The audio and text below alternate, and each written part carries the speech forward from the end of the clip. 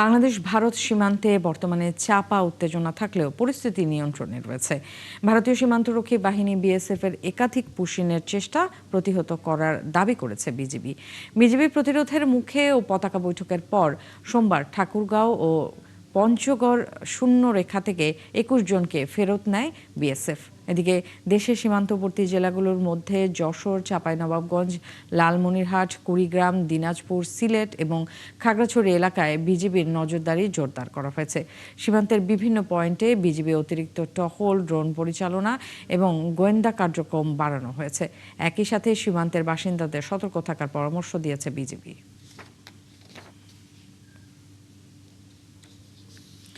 সিলেটের পাহাড় ও জঙ্গলের দুর্গম সীমান্তে বিএসএফ এর পুশিন ঠেকাতে বিশেষ সতর্ক অবস্থায় রয়েছে বর্ডার গার্ড বাংলাদেশ বিজিবি। কর্মকর্তাদের দাবি, কোনোভাবেই অবৈধভাবে কাউকে বাংলাদেশে ঢুকতে দেওয়া হবে না। এ লক্ষ্যে সীমান্তে সতর্কতা জারির পাশাপাশি বাড়ানো হয়েছে গোয়েন্দা নজরদারি ও প্রযুক্তি নির্ভর পর্যবেক্ষণ। হোসাইন আহমদ সুজাদের প্রতিবেদন। দিনরাত সীমান্ত পাহারায় ব্যস্ত বিজিবি। নিয়মিত টহলের পাশাপাশি আধুনিক ড্রোন প্রযুক্তি ব্যবহার করে সীমান্তের স্পর্শকাতর এলাকাগুলোতে চালানো হচ্ছে নজরদারি। বিজিবি বলছে, ভারত থেকে কোনো ধরনের অনুপ্রবেশ কিংবা পুশিনের সুযোগ দেয়া হবে না। শুধু হবিগঞ্জ নয়, সিলেট সেক্টরের আওতাধীন প্রায় ৩০২ কিলোমিটার সীমান্ত জুড়েই চলছে কঠোর নিরাপত্তা ব্যবস্থা। সিলেট, সুনামগঞ্জ, হবিগঞ্জ ও মৌলভীবাজার জেলার সীমান্তবর্তী এলাকায় বিজিবির টহল, গোয়েন্দা তৎপরতা এবং নজরদারি বাড়ানো হয়েছে। পাশাপাশি দুর্গম ও পাহাড়ি এলাকায় চালানো হচ্ছে সচেতনতামূলক কার্যক্রম। এখন পর্যন্ত আমরা সেরকম পুশিনের কোনো ঘটনা ঘটেনি এবং আমরা এই ধরনের কোনো নিউজও এখন পর্যন্ত পাইনি। তবে আমরা সম্পূর্ণ সতর্ক অবস্থানে রয়েছি। স্থানীয় জনগণকে নিয়ে আমরা যে সম্ভাব্য যে পুশিন রুটগুলো হতে পারে, যদিও আমাদের তেমন কোনো ইনফরমেশন নেই বা ঘটনা ঘটেনি, বাট আমরা সজাগ আছি। দিনে এবং রাতে আমরা টহল দিচ্ছি, সেই সাথে অন্যান্য আইনশৃঙ্খলা বাহিনীও আমাদের সাথে আছে। সিলেটের অধিকাংশ সীমান্ত এলাকায় এখনও কাঁটাতারের বেড়া নেই। এ কারণে সম্ভাব্য ঝুঁকিপূর্ণ ও স্পর্শকাতর পয়েন্টগুলো চিহ্নিত করে সেখানে অতিরিক্ত নিরাপত্তা ব্যবস্থা গ্রহণ করেছে বিজিবি। আমার সীমান্তবর্তী এলাকায় অলমোস্ট 35 কিলোমিটারের বেশি হচ্ছে কাঁটাতারের বেড়া নেই। সো এই জায়গাগুলো দিয়ে সম্ভাব্য পুশিন হতে পারে। আমরা আমাদের যে সম্ভাব্য পুশিনের যে জায়গা, এছাড়াও আমাদের নিয়মিত টহল আছে। এদিকে সীমান্ত সুরক্ষায় বিজিবির পাশাপাশি সহযোগিতার হাত বাড়িয়েছেন স্থানীয় বাসিন্দারাও। বিভিন্ন সীমান্ত এলাকায় রাত জেগে বিজিবির সঙ্গে পাহারা ও নজরদারিতে অংশ নিচ্ছেন সাধারণ জনগণ। বিজিবির দাবি, এখন পর্যন্ত সিলেট অঞ্চলের কোথাও কোনো ধরনের পুশিন ঘটেনি। হুসাইন আহমেদ সুজাদ, ৭১, সিলেট। দর্শক, সিলেট সীমান্তে পুশিন নিয়ে সবশেষ খবর জানাতে এই মুহূর্তে সরাসরি যুক্ত হচ্ছেন সহকর্মী হোসাইন আহমদ সুজাদ। সুজাত, একটু জানতে চাই, সিলেটে পাহাড় ও জঙ্গলের দুর্গম সীমান্ত, সেক্ষেত্রে সেটা আসলে এই সীমান্তগুলো কতটা ঝুঁকিপূর্ণ? আপনি সেখানে পুশিনের কোনো ঘটনা দেখেছেন কিনা? বিজিবি কতটা তৎপর, সেটাও একটু জানাবেন আমাদেরকে।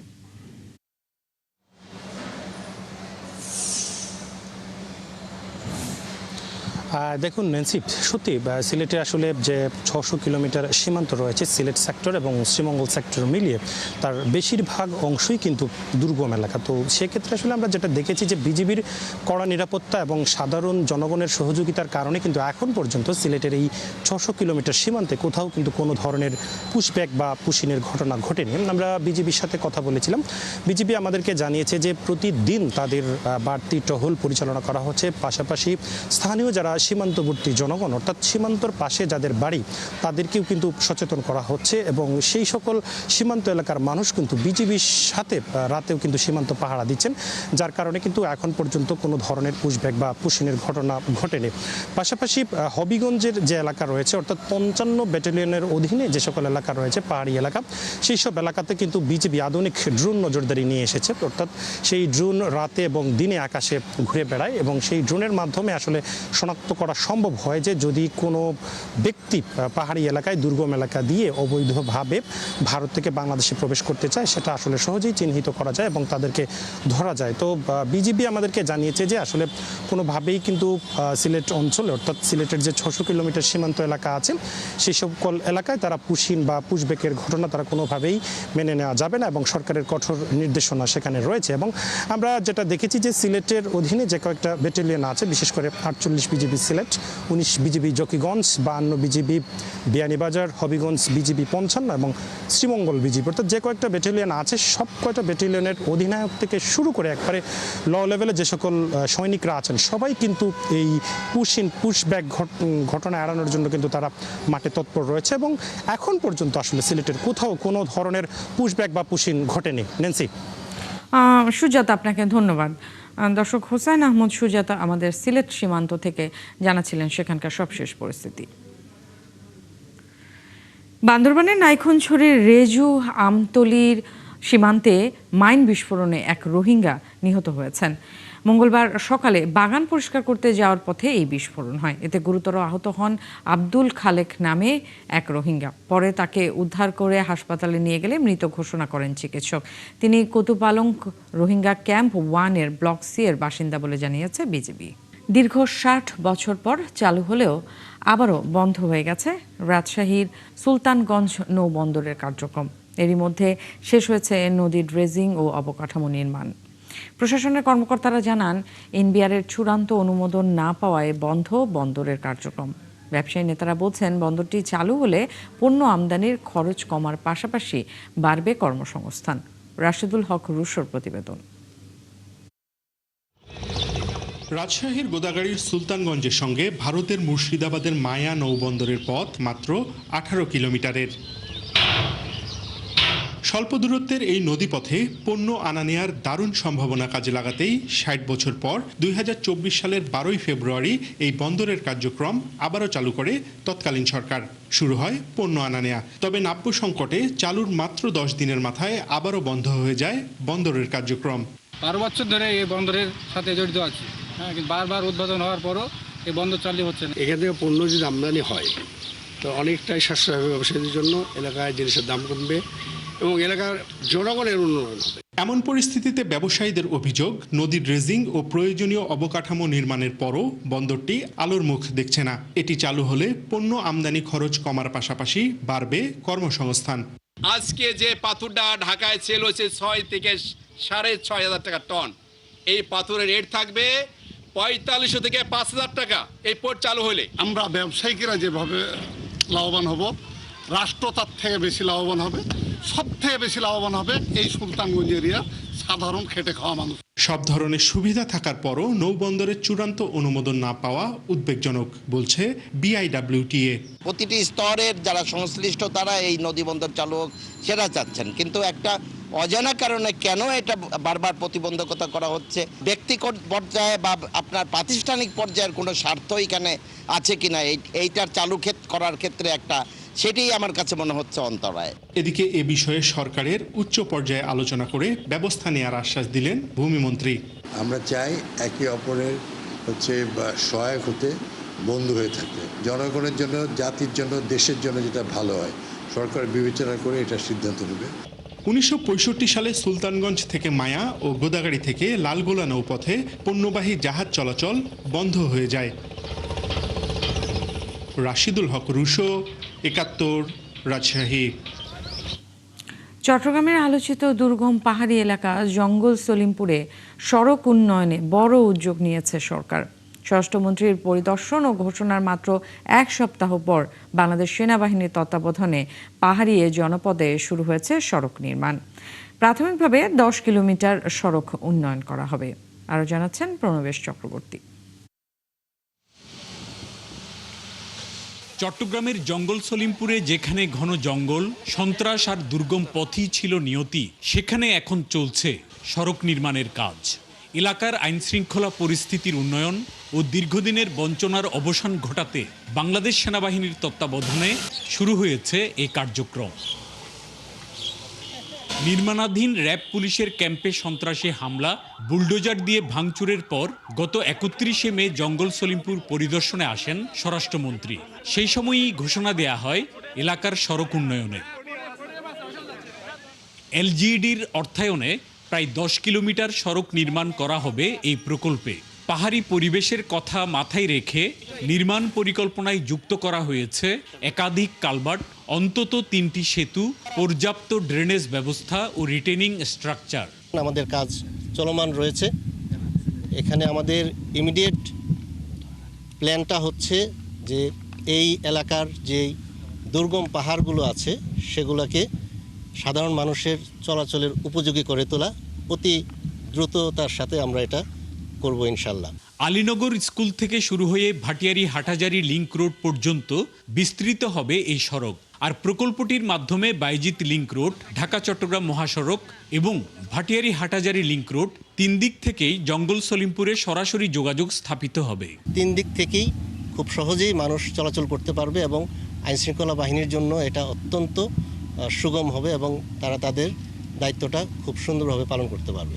সড়ক নির্মাণ হলে এলাকাটিতে আইনশৃঙ্খলা নিয়ন্ত্রণের কাজ সহজ হবে বলছেন প্রশাসন এবং আইনশৃঙ্খলা বাহিনীর কর্মকর্তারা।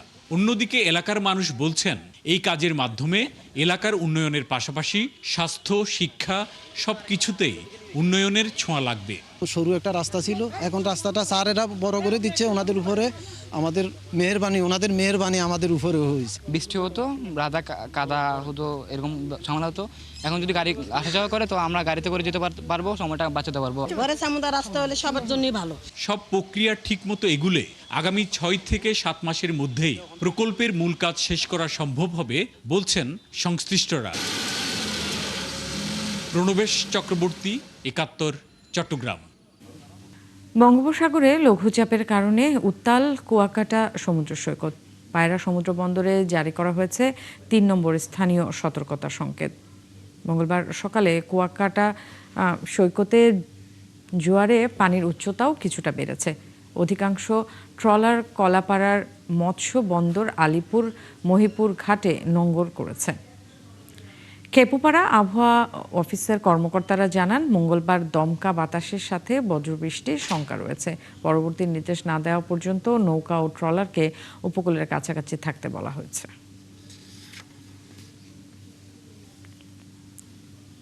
চট্টগ্রাম বিশ্ববিদ্যালয়ে উদ্বোধন করা হয়েছে দেশের প্রথম China Bangladesh ocean satellite ground station. স্টেশনটি দেশের সমুদ্র গবেষণা ও দুর্যোগ ব্যবস্থাপনায় নতুন দিগন্ত উন্মোচন করবে বলে আশাবাদী সংশ্লিষ্টরা। মঙ্গলবার সকালে স্টেশনটির উদ্বোধন করেন ভূমি ও পার্বত্য চট্টগ্রাম বিষয়ক প্রতিমন্ত্রী ব্যারিস্টার মীর মোহাম্মদ হেলাল উদ্দিন। বিশেষ অতিথি হিসেবে ছিলেন ইউজিসি চেয়ারম্যান অধ্যাপক ডক্টর মামুন আহমেদ এবং বাংলাদেশে নিযুক্ত চীনা দূতাবাসের কালচারাল কাউন্সিলর লিমিটেড শিউপেং। বিশ্ববিদ্যালয় কর্তৃপক্ষ জানায়, এই স্টেশনের মাধ্যমে বঙ্গোপসাগর ও উপকূলীয় অঞ্চলের স্যাটেলাইট ভিত্তিক তথ্য সরাসরি সংগ্রহ ও বিশ্লেষণ করা সম্ভব হবে। এছাড়া 20 থেকে 30 ঘন্টার জায়গায় মাত্র 15 থেকে 20 মিনিটে তথ্য পাওয়া যাবে।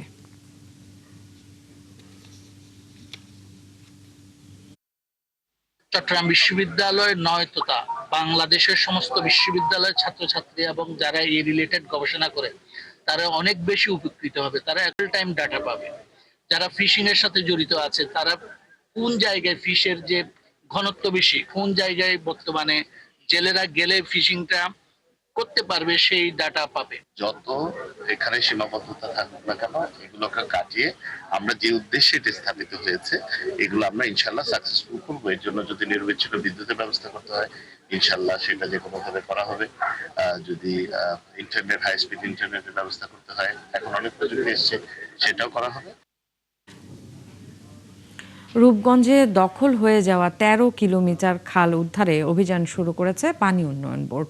মঙ্গলবার বরপা এলাকা থেকে নির্বাহী ম্যাজিস্ট্রেট মারজানুর রহমানের নেতৃত্বে অভিযান শুরু হয়। এ সময় Majumdar group, ASBRM steel mill সহ অবৈধভাবে দখল করা খালের বেশ কিছু জায়গা উদ্ধার করা হয়। রূপগঞ্জে পানি উন্নয়ন বোর্ডের নির্মাণ করা ১৩ কিলোমিটার খালের ৭ কিলোমিটার ১২টি প্রতিষ্ঠান সহ বিভিন্ন ব্যক্তি দখল করেছে, যে কারণে প্রতি বছর বর্ষা মৌসুমে ২০ গ্রামের প্রায় ৩০,০০০ পরিবার পানিবন্দী হয়ে দুর্ভোগে পড়ে। ফিফা বিশ্বকাপকে ঘিরে নোয়াখালী জুড়ে শুরু হয়েছে ফুটবল উন্মাদনা। প্রিয় দলের জার্সি, পতাকা, ব্যানার ও ফেস্টুন কেনায় ব্যস্ত হয়ে পড়েছে সমর্থকরা। বিক্রেতারা বলছেন, বিশ্বকাপ যত কাছে আসছে ততই বাড়ছে বেচাকেনা। মিজানুর রহমানের তথ্য ও জয় ভুঁইয়ার ছবিতে প্রতিবেদন। বিশ্বকাপের দামামা বাজতে শুরু করেছে। জেলার প্রধান বাণিজ্যিক কেন্দ্র চৌমুহনী সহ বিভিন্ন হাটবাজার ও শপিং মলে এখন সবচেয়ে বেশি ভিড় স্পোর্টস সামগ্রীর দোকানগুলোতে। শিশু কিশোর থেকে শুরু করে নানা বয়সী সমর্থকরা কিনছেন নিজেদের পছন্দের দলের জার্সি ও পতাকা। নোয়াখালী মানে আর্জেন্টিনা, আর্জেন্টিনা মানে নোয়াখালী। এবারকে ইনশাল্লাহ এবারকে আর্জেন্টিনায় বিশ্বকাপ নিবে। ব্রাজিলের আমাদের প্রিয় খেলোয়াড় হলো Neymar, Ederson, Alisson Becker, Raphinha, Vinicius Junior, Rodrygo, Pele, Roberto Carlos. যে জিতুক, আমরা মনে করি কোনোভাবেই যেন সংঘাত এবং কোনো রকমের সংঘর্ষের দিকে আমরা না যাই। বিক্রেতারা বলছেন, বিশ্বকাপ কাছে আসার সঙ্গে সঙ্গে কয়েক গুণ বেড়েছে বেচাকেনা। বিভিন্ন দেশের জার্সি চাহিদা থাকলেও সবচেয়ে বেশি বিক্রি হচ্ছে আর্জেন্টিনা ও ব্রাজিলের জার্সি। গত বিশ্ব ওয়ার্ল্ড কাপের সময় আমি তার পতাকা কিনে দিয়েছি, এখন এবার তার বায়না ধরছে এবার একটা তার জার্সি দিতে হবে। তো বাসায় যাইতে পারি না, যাইলেই ধরে বাবা আমার যাচ্ছি কোথায়, আমার যাচ্ছি কোথায়। তো আমি বলছি তোমাকে আনি দেবো। সবাই আসতেছে, নিজের যে দলের জার্সি পছন্দ করে, আর্জেন্টিনা, ব্রাজিল, সবাই আসতেছে জার্সি নিতেছে। জার্সির পাশাপাশি বুট, গ্লাভস, এরপরে ডিয়ার বল, ফুটবল সবকিছু নিতেছে। ব্রাজিল, আর্জেন্টিনা দুই দলের পাশাপাশি আমাদের স্পেন, ফ্রান্সের জার্সিরও প্রচুর চাহিদা রয়েছে। এর মধ্যে ব্রাজিলের হলো তার আর্জেন্টিনার এওয়ে হোম দুইটা জার্সির অনেক চাহিদা। তবে উন্মাদনা শুধু জার্সি আর পতাকায় সীমাবদ্ধ নেই। নোয়াখালীর ডিজিটাল প্রিন্টিং ও সাইন প্রতিষ্ঠানে চলছে ব্যানার ফেস্টুন তৈরির ধুম। আজকে একটা ব্যানার করছি 40 ফিট বাই 3 ফিট। আমাদের সকাল থেকে আর্জেন্টিনার অনুভূত কাজ চলতেছে। বর্তমানে খেলা উপলক্ষে ব্রাজিল, আর্জেন্টিনার এই দুই দেশ বাংলাদেশ খেলা নিয়ে মাত্রায়।